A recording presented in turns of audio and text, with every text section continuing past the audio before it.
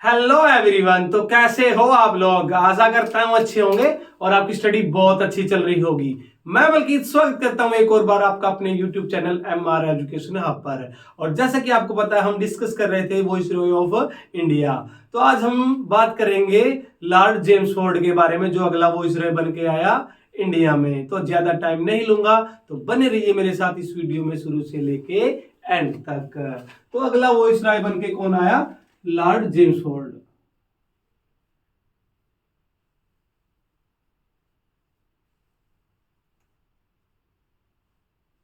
जिसका time period रहा 1916 से लेके 1921 तक। और अब हम डिस्कस करेंगे जब ये वॉइसरॉय बन के आया इंडिया का, तो इसके अंतर्गत कौन कौन से जो महत्वपूर्ण कार्य किए गए थे। तो सबसे पहले आपको याद रखना है 1916 ईस्वी में स्थापना हुई BHU यूनिवर्सिटी की, यानी बनारस हिंदू यूनिवर्सिटी। बनारस हिंदू यूनिवर्सिटी।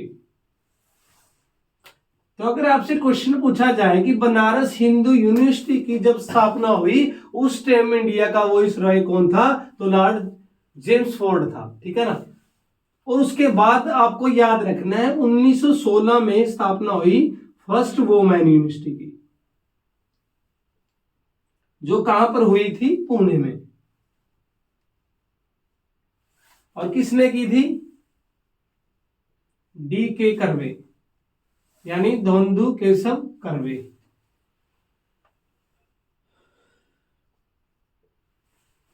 ठीक है ना। और आपको यहां पर भी 2-3 क्वेश्चन बनेंगे। अब देखो, आपसे क्वेश्चन पूछा जाएगा कि भारत में सबसे पहली बार भारत रत्न की शुरुआत कब की गई थी और किसके द्वारा की गई थी। तो आपको याद रखना है कि भारत में सबसे पहले जो भारत रत्न था उसकी शुरुआत 2 जनवरी 1954 ईस्वी में की गई थी। जो किसने की थी? डॉक्टर राजेंद्र प्रसाद ने की थी। अब आपसे क्वेश्चन पूछा जाएगा कि सबसे पहली बार जो भारत रत्न का अवार्ड है किसे दिया गया था, तो कौन था? सर्वपल्ली राधाकृष्णन जी को दिया गया था। अगर आपसे पूछें फिर डॉक्टर DK कर्वे को, जो क्या था, भारत रत्न कब मिला था, तो इसको मिला था 1958 में। ठीक है ना। देखो, शुरुआत कब हुई? 1954 में क्या की? भारत रत्न की। और DK कर्वे को मिला था 1958 में, भारत रत्न के साथ इसको सम्मानित किया गया था। अब अगर आपसे पूछे कि जो भारत रत्न का अवार्ड दिया जाता है वो किसके लिए दिया जाता है, तो आपको कौन सी फील्ड में? आर्ट में, एजुकेशन में, पॉलिटिक्स में, तो अलग अलग सोशल रिफॉर्म या सोशल वर्क कहने का मतलब जो समाज से रिलेटेड सुधार होते हैं उनमें आपको कार्य या किसी एक विशेष पर्टिकुलर स्थान में क्या लेना होता है? अच्छी विशेषताओं के साथ कार्य करना होता है। उसके बाद ही क्या दिया जाता है? जो क्या दिया जाता है? भारत रत्न दिया जाता है, जिसकी शुरुआत 2 जनवरी 1954 में की गई थी। उसके बाद क्या हुआ? देखो, ये हुआ। उसके बाद क्या हुआ?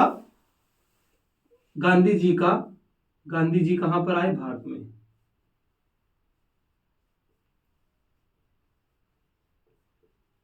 तब आपसे सबसे पहले तो देखो, गांधी जी आपसे पूछेंगे गांधी जी भारत में कब आए थे, तो 9 जनवरी 1915 ईस्वी में। गांधी जी कहां पर आए? इंडिया में। कहां से आए थे? अफ्रीका से, दक्षिण अफ्रीका से आए थे।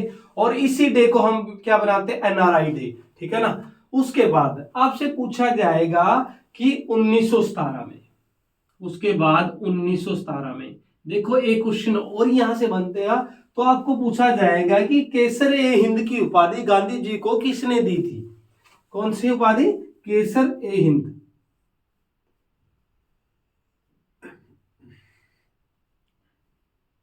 केसर ए हिंद की उपाधि गांधी जी को किसने दी थी? अंग्रेजों ने दी थी। अब देखो क्या हुआ, 1917 में हुआ चंपारण सत्याग्रह।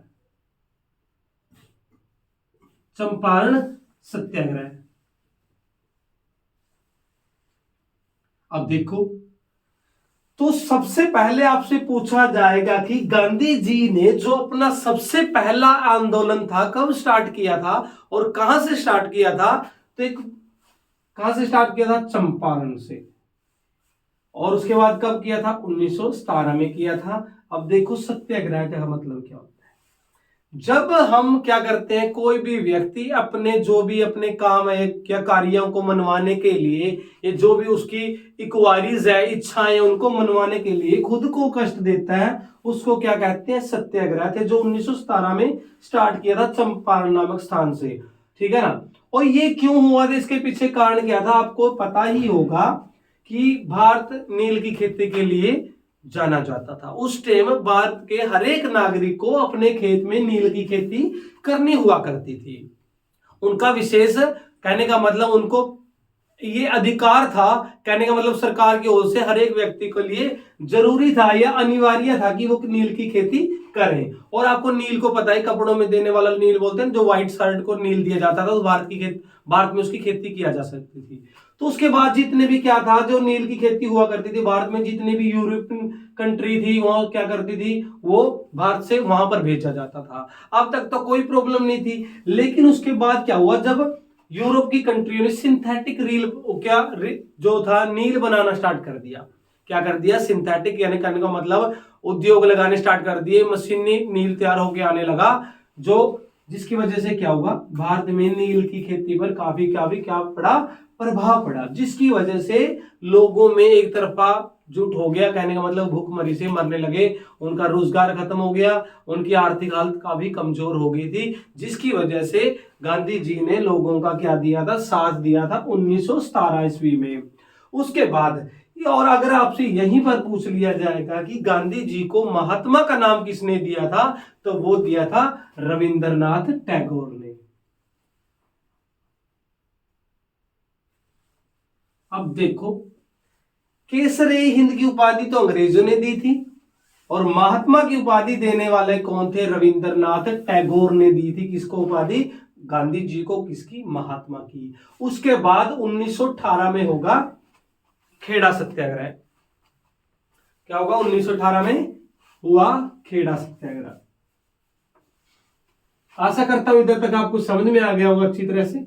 फिर भी बेटा कोई दिक्कत लगे तो कमेंट में जरूर मेंशन कर देना, हम आपका जो क्वेश्चन होगा उसको आंसर कर देंगे।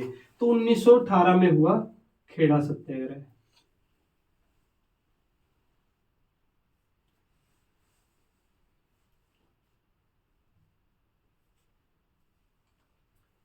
उन्नीस सौ 18 में कौन सा सत्याग्रह हुआ? खेड़ा सत्याग्रह, जिसको कौन कर रहे थे? सरदार वल्लभ भाई पटेल कर रहे थे। ठीक है ना। और इसके अंदर भी गांधी जी ने क्या की थी? उनकी मदद की थी। उसके बाद 10 अप्रैल 1919 को गांधी जी को अरेस्ट कर लिया गया था। कौन से स्टेशन से? पलवल।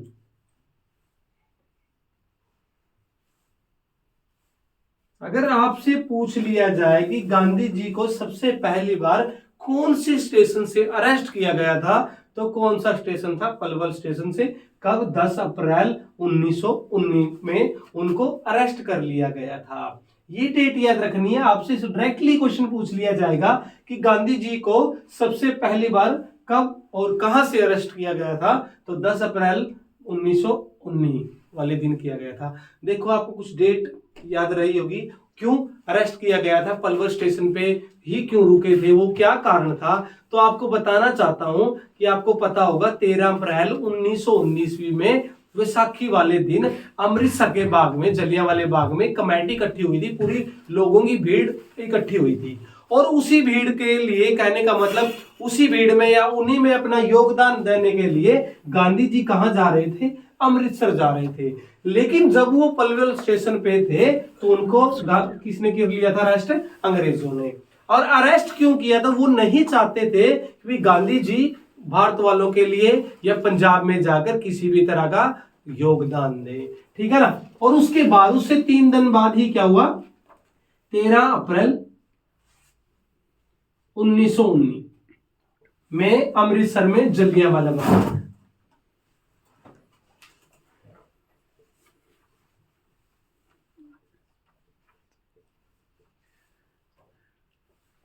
अब आपसे पूछा जाएगा कि जिस टाइम 13 अप्रैल 1919 वाले दिन क्या हुआ था? जलियांवाला हत्याकांड हुआ था, जलियांवाला बाग में हत्याकांड हुआ था।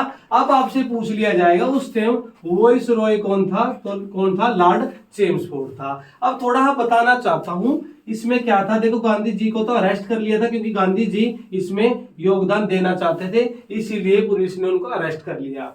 लेकिन उनसे अगले 3 दिन में बाद हुआ कौन सा, 13 अप्रैल 1900 ने जलियांवाला बाग कांड, जिसके अंदर अब आपसे पूछा जाएगा कि जलियांवाले बाग, जो जलियांवाला बाग है उसका जो हत्याकांड हुआ था उसका मुख्य दोषी कौन था, तो कौन था, जनरल डायर।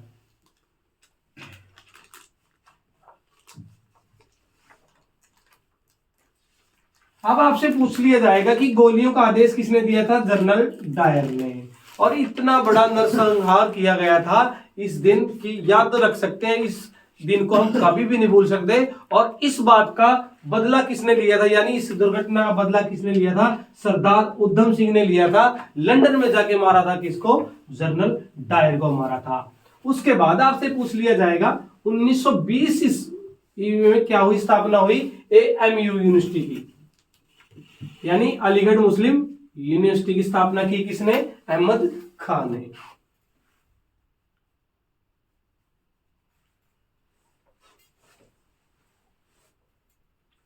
अब देखो 2 क्वेश्चन बनते हैं।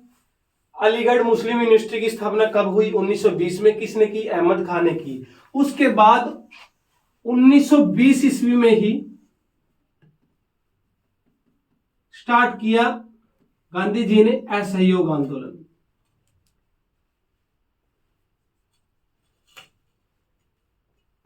असहयोग आंदोलन,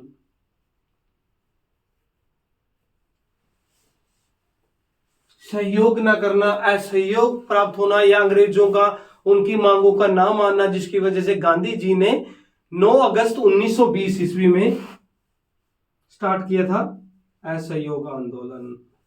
और आज की क्लास को हम इधर ही रोकेंगे और वापस लेंगे गांधी जी इस आंदोलन को, क्योंकि 1922 में क्या हो जाएगी, चोरा चोरी कांड हो जाएगा, जिसकी वजह से पूरे की पूरी जनता भड़क जाएगी और पुलिस स्टेशन में आग लगा देगी, जिसकी वजह से गांधी अपना ये असहयोग आंदोलन क्या कर लेंगे, वापस ले लेंगे। तो कल की वीडियो में यहीं से कंटिन्यू करेंगे। तो आशा करता हूं आज की वीडियो काफी अच्छी लगी होगी। अगर वीडियो अच्छी लगी हो तो वीडियो को शेयर करें और हमारे चैनल को ज्यादा से ज्यादा शेयर करें, सब्सक्राइब करें और बेल आइकन दबाना बिल्कुल भी ना भूलें। तो कल मिलूंगा। Thank you everyone.